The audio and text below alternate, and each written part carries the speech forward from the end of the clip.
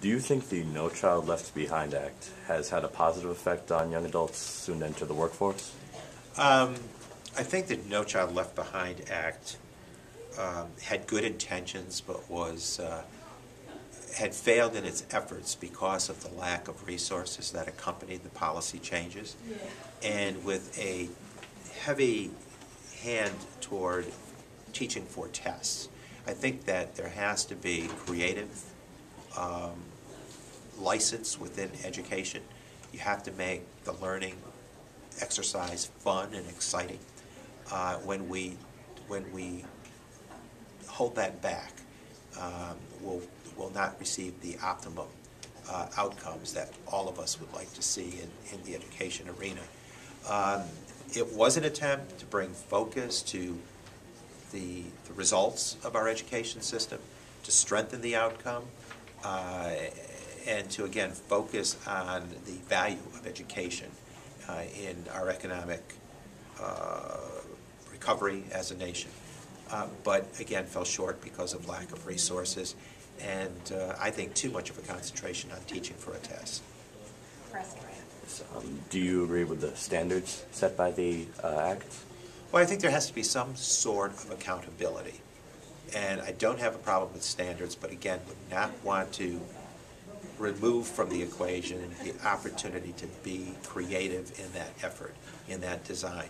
There's ways to measure accountability and outcome without so narrowly channeling it so that you destroy what I think are the essentials of education, and that is the creative quality, the enthusiasm, the thirst to learn, and that can happen given the right framework.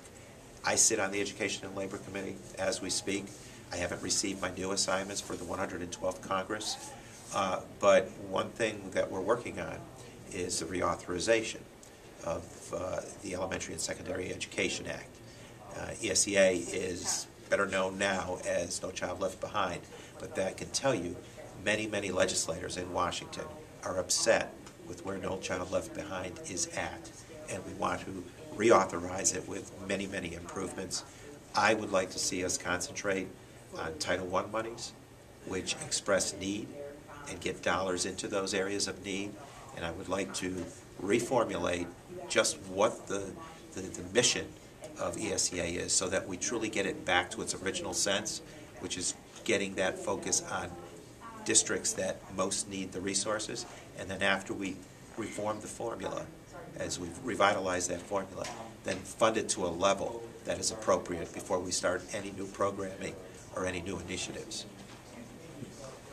Other than the two reforms that you just mentioned, are there any other changes you'd like to make to the Act, and why? Well, I think that there needs to be constant upgrade in teacher growth, so that like any professional arena, you want constantly to have those resources available so you can update your skills, and that especially happens in our ever-changing pace that we see in our society today, and would love an incorporation with the private sector so that there's an awareness of the jobs of the future for not only students but teachers. So I think that is important, and an emphasis on STEM, science, technology, and engineering and math. I think we're woefully low on the number of college graduates that are engineer and science tracked. If we don't take that 4 to 5% of any college graduating class and jack it up to the numbers like Europe and Asia, where they're 14 and 16% perhaps, respectively, we will fall woefully short in this global economy. So I think an emphasis on science, technology, engineering, and math, along with teacher upgrade opportunities, along with the basic core Title I funding, are key elements of reform that will be essential. The only other that I would add as one of those first priorities would be foreign language instruction in elementary settings.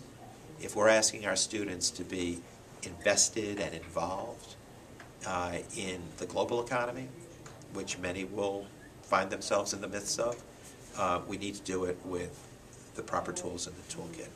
And foreign language beyond the Romance languages, taught early in the process.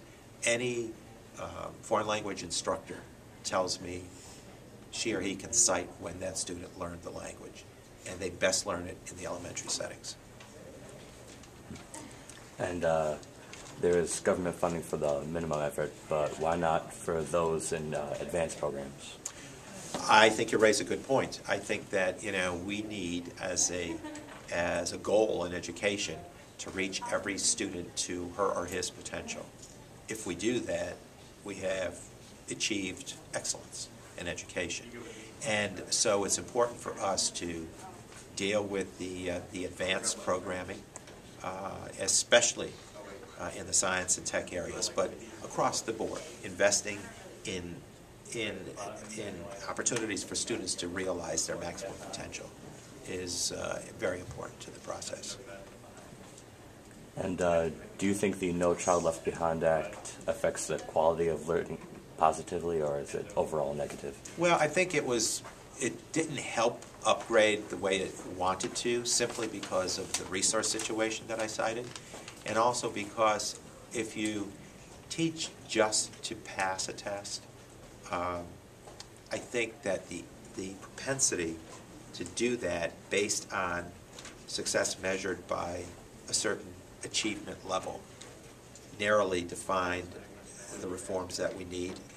Instead, we should take that Henry Ford mentality that guided school systems, where each person played an independent role and punched in into a clock, and her day was very defined, is not the workforce of the future, where team-spirited efforts will be made and people will, have to be innovative thinkers, and you will have to defend whatever you do.